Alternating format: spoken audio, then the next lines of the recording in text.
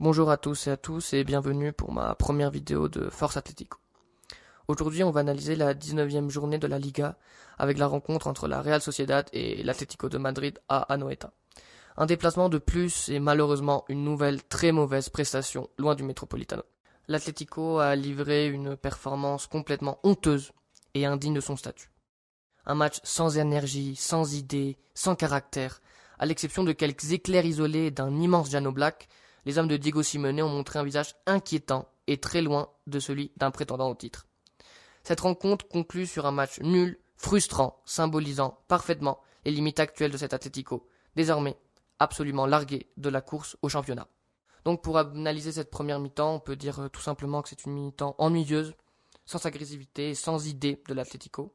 Donc nous avons déjà l'Atlético qui commence perdu dans le match, laissant la possession à la Real Sociedad qui, avec je crois qu'environ la 10e minute du match, a une occasion claire avec la frappe de Mikel Oyarzabal, l'attaquant de la Real Sociedad, qui frôle le poteau de Jan Oblak, qui suit d'une réponse plutôt timide de l'Atlético avec une reprise de volée d'Alvarez qui s'en va très loin de la cage de Remiro, puis une contre-attaque bien menée par Ruggeri, Baena et Alvarez, que celui-ci rate totalement sa frappe qui va très loin de la cage de Remiro.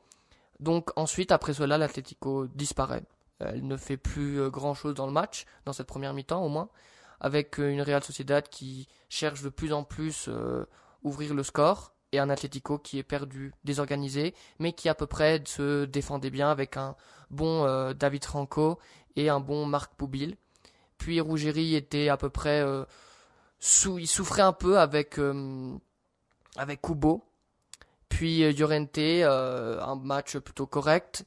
Donc c'est un Atlético qui était plutôt perdu dans le match, mais qui avait encore un ordre défensif assez correct. Mais donc environ vers la fin de la première mi-temps, la Real Sociedad qui cherchait de plus en plus, mais n'arrivait pas vraiment à causer un grand problème à Jan Oblak après dans les 30 derniers mètres. Elle trouve le premier but du match qui est évidemment annulé par hors-jeu après une frappe, après un coup franc de Carlos Soler qui est dévié par Sørloth, mais je crois que c'est Brais Mendes qui intervient dans l'action et qui est clairement hors-jeu, donc le but est annulé. Donc les deux équipes arrivent au tunnel des vestiaires à match nul avec un Atlético qui, après une mauvaise première mi-temps, restait en vie et pouvait aller chercher le match dans la deuxième mi-temps. Donc pour analyser cette deuxième mi-temps, on peut la décrire, du coup elle commençait déjà avec le changement de Pablo Barrios par Conor Gallagher, je suppose que pour éviter un risque de blessure. Puis le changement de Ruggeri par Robin Lenormand en vue de son carton jaune reçu dans la première mi-temps. Donc cette deuxième mi-temps peut se décrire d'une façon très, très évidente, c'est un éclair, puis le néant. Car la deuxième mi-temps commençait comme la première, ça veut dire avec une Real Sociedad qui cherchait plus le but et un Atlético plus désorganisé, plus perdu, plus passif, surtout très passif et sans agressivité. Donc la Real Sociedad cherchait, mais elle se trouve avec à la 51e minute, je crois, une très belle action menée par Giuliano Simeone qui dribble Sergio Gomez, l'ailier gauche de la Real Sociedad, qui gagne en vitesse tout au long de la ligne de touche et qui finit par un centre très millimétré pour Alexander Sørloth qui met le premier but de la rencontre. Après ceci, l'Atlético, je crois qu'il trouve les seules bonnes minutes de la rencontre, les 5 premières minutes après le but, où l'Atlético se trouve plus commode, la Real Sociedad laisse plus d'espace, qui finit par la très belle occasion et l'incompréhensible raté de Conor Gallagher, avec la contre-attaque menée par Alex Baena, avec une super passe pour l'anglais, qui rate incompréhensiblement son 1 contre 1 face à Alex Remiro, qui va même pas au but, laissant la Real Sociedad vivante. Qui, comme on pouvait se l'attendre, avec le but de la Real Sociedad, quelques minutes après la ratée de Conor Gallagher, qui est très mal mené par la défense de l'Atlético, qui reste très très mal positionné, finissant par le but de Gonzalo Guedes après une très belle passe de Takefusa Kubo.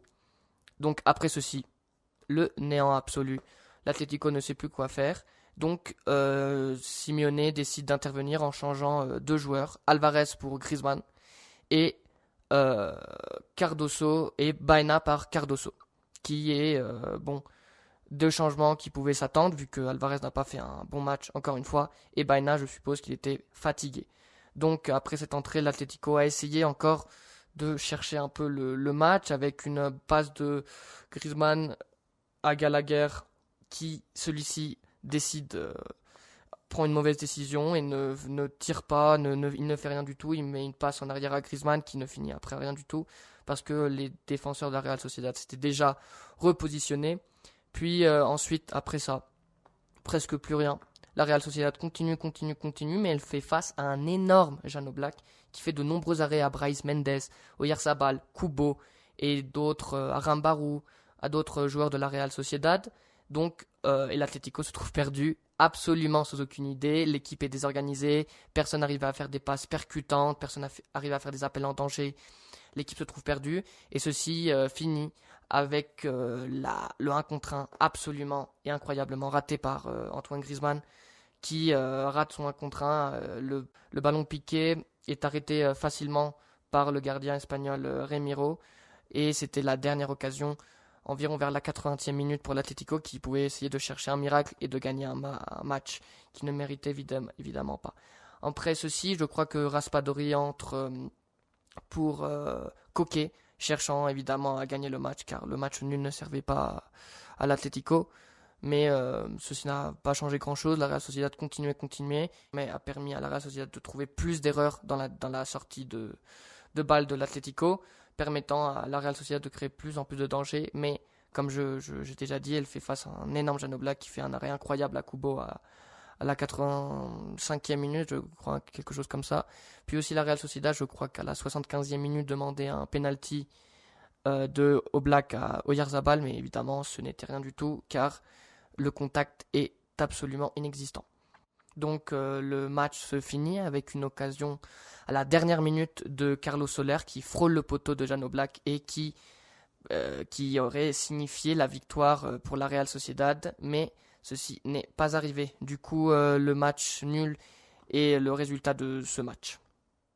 Donc, pour commencer l'analyse de joueur par joueur, je vais commencer par, pour moi, le meilleur joueur de l'Atlético le jour d'aujourd'hui. Ça veut dire Jan Oblak, le gardien slovène a fait un grand match, des arrêts très très solides dès la première mi-temps à Brais Mendes, qui avait une frappe plutôt très bien lobée, mais le gardien répond d'une manière très correcte. Puis après, la Real Sociedad n'a pas vraiment embêté la cage de Jan Oblak dans la première mi-temps, mis à part ce but hors jeu de Carlos Soler, qui était dévié par Sorloth. Puis dans la deuxième mi-temps, la Real Sociedad commence très agressif et Oblak répond d'une façon très correcte avec des très bons arrêts à Oyarzabal, Brais Mendes. Puis dans le premier but de la Real Sociedad par Guedes, je crois que Oblak ne peut absolument rien faire, ce n'est pas sa faute, c'est une frappe à 1 mètre de la cage. Du coup, je crois que le gardien ne peut pas faire grand-chose dans cette action. Puis dans la dernière fin, la 85e du match, il fait un arrêt incroyable à Kubo. La frappe était très bien cadrée du japonais, mais Oblak fait un arrêt incroyable à la hauteur d'un gardien de son niveau. Je crois que du coup ça peut être un match solide de la part d'Oblak comme à peu près toute la saison. Ensuite, je crois qu'on peut analyser la performance de Marcos Llorente. Donc celui-ci, on sait déjà qu'il revient d'une blessure à peu près une blessure depuis le match contre Getafe, qu'il a laissé sans minutes, je crois qu'un mois à peu près, donc il est revenu le match dernier contre Gérone, mais donc aujourd'hui il est revenu comme titulaire. Je crois qu'il a fait plutôt une performance plutôt correcte, je crois que c'est pas son meilleur match, mais c'est un match où il a su à peu près lire les actions, il a été à peu près bon défensivement, après offensivement ça t'est pas donné à peu près comme tout l'Atlético. Du coup, je crois que c'est à peu près un match plutôt normal pour Llorente. Après Marc Poubil, je crois qu'à peu près la révélation de l'Atlético à peu près cette saison. Je crois que c'est encore un match très solide. Ça se voit après c'est un jeune, il peut apprendre encore beaucoup, ça se voit, mais c'est déjà quelqu'un qui est solide défensivement, déjà à peu près les très sûr de la tête, il gagne à peu près tous les ballons aériens. C'est un défenseur plutôt sûr de lui, je crois qu'il a à peu près dégagé pas mal de ballons, évité beaucoup de problèmes de la Real Sociedad.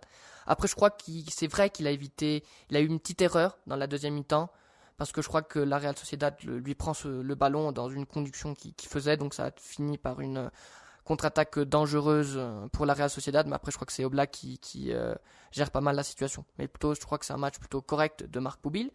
Après pour David Ranco, je crois que c'est un match à peu près similaire. Je crois qu'il a été plutôt sûr de lui défensivement. Offensivement, on n'a pas pu le voir beaucoup. Mais après, je crois que c'est un bon match. Il a fait à peu près ce que Cholo lui demandait.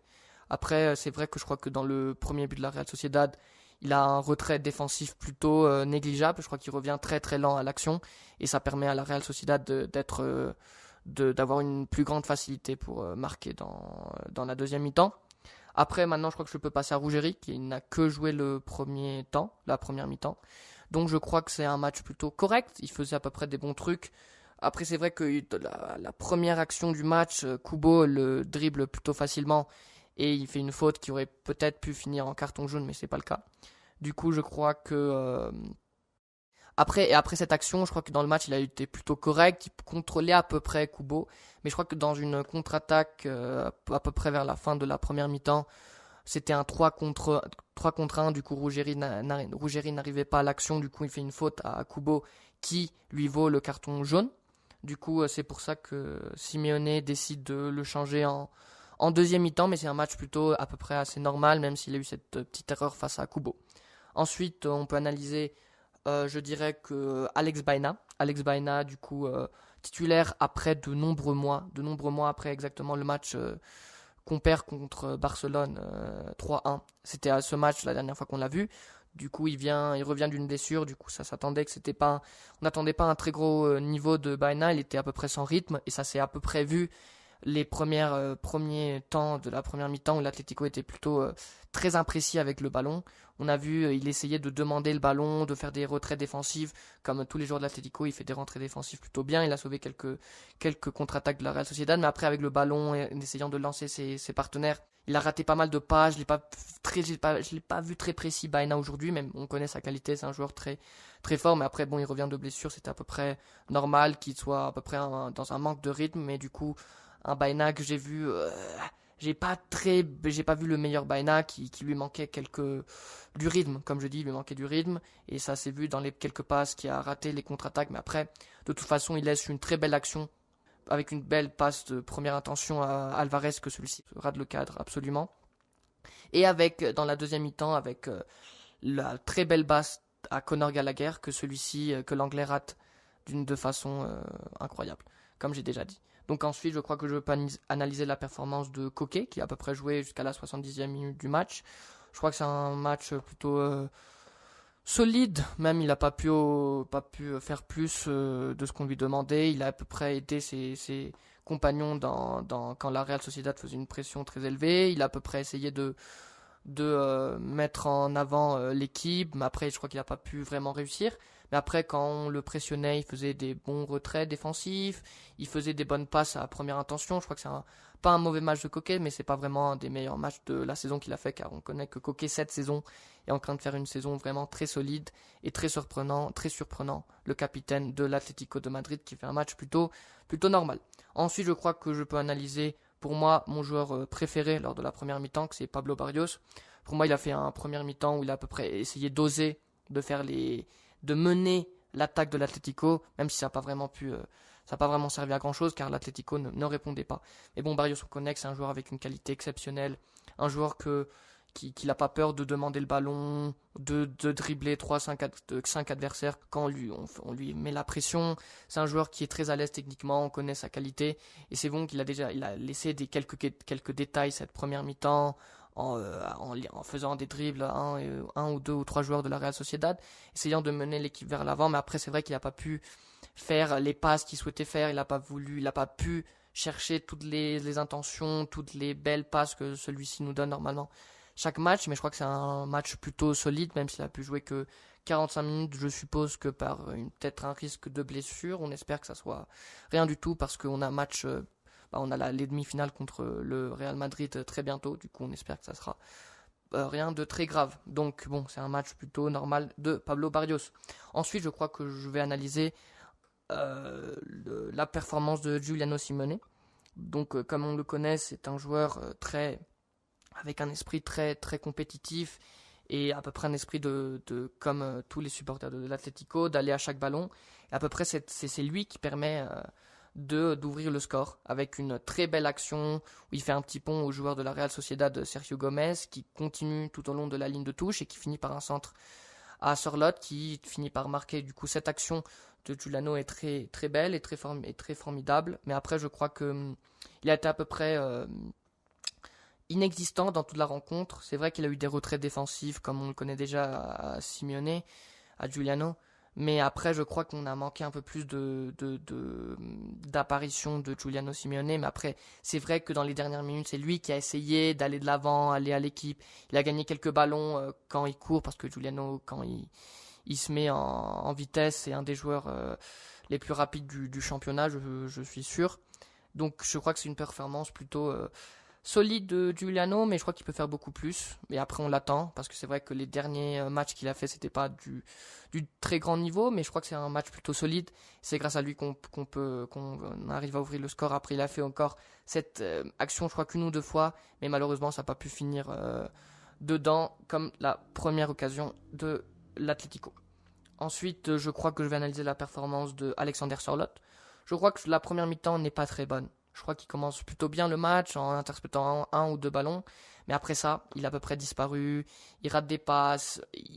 Après Sorloth, je crois que c'est un joueur très bizarre, car je crois que c'est un joueur qui c'est un bon joueur, mais après il mesure 1m98, hein, quelque chose comme ça. Et des fois, dans la première mi-temps, il pouvait pas gagner un ballon aérien. Du coup, c'était plutôt compliqué pour lui.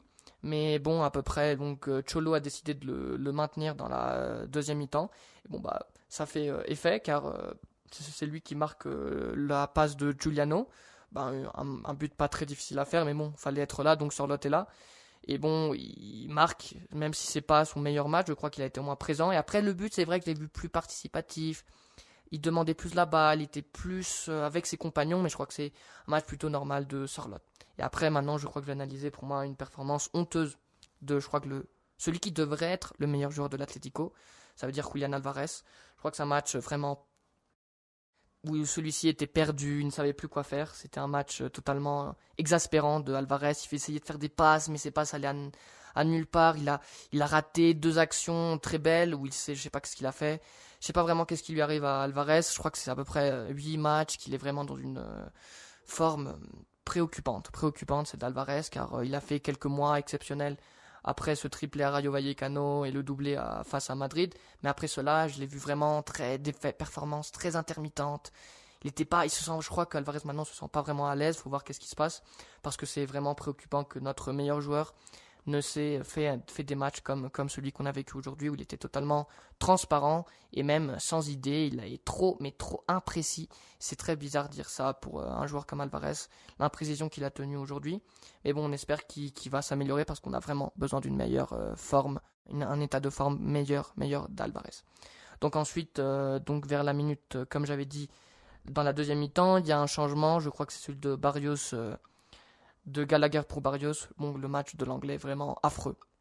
Affreux le match de l'Anglais. Il a eu deux occasions qu'il a ratées monstrueusement. Vraiment une performance préoccupante de Conor Gallagher. L'Anglais, après, il a été imprécis dans les passes. Il mettait des passes en retrait quand il fallait vers l'avant. Vraiment une performance très inquiétante de Conor Gallagher. Très très inquiétante. Donc un match très préoccupant de la part de l'Anglais. Ensuite, il y a aussi le Normand. Je crois qu'il n'a pas pu faire grand chose. Il a été changé par Ruggeri. Je crois qu'il a été défensivement plutôt normal. Je crois que le Normand, ça fait quelques mois qu'il est vraiment à un niveau préoccupant, un niveau vraiment on le voit pas commode. Et c'est vrai qu'il vient de revenir d'une blessure, mais après, je crois que ça n'a pas été un match vraiment commode pour lui. Mais bon, je crois qu'il n'a pas vraiment eu de grosses erreurs. Il a essayé de faire ce qu'il a pu dans un match vraiment ignoble de l'Atlético. Donc ensuite, vers la 60e minute, il y a Griezmann qui est entré pour Alvarez. Donc Antoine, je crois qu'il a fait plutôt un match correct au début, mais c'est vrai qu'en faisant une belle passe à Gallagher que celui-ci n'arrive pas à résoudre. Mais ensuite, je crois, il a été imprécis. Et après, il fait une ratée monumentale face à Remiro. Il décide de faire un ballon lobé, mais je crois que c'était pas la bonne décision. Et Remiro a tout de suite compris l'intention du Français. Donc je crois que c'était un match plutôt pas très correct pour Antoine, même s'il venait de deux matchs importants face à Valence et face à Gérone et face à Baleares en Coupe du Roi.